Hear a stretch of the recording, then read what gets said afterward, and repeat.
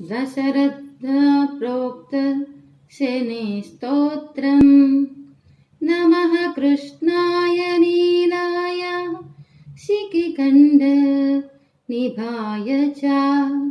नमो नीलमधुकाय नीलोत्पल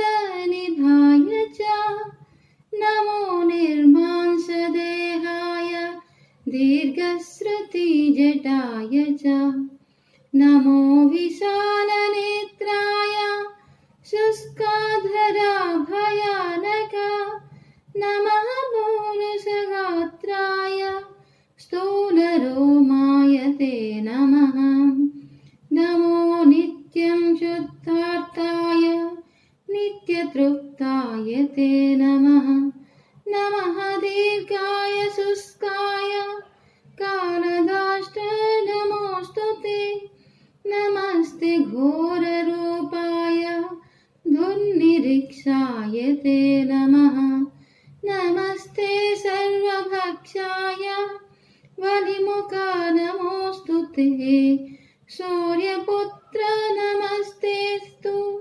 भास्करो भयदायिने अधो दृष्टे नमस्तेस्तु संवर्तका नमोऽस्तु ते नमो मन्दगते तुभ्यं निष्प्रभाय नमो नमः तपसज्ञानदेहाय नित्ययोगरताय च ज्ञानचक्षुर्नमस्तेस्तु कश्यपद्मजासुनावे तुष्णददासि राज्यन्तां कृकुद्धोहारसि तत्क्षणात् देवासुरमनुष्यश्च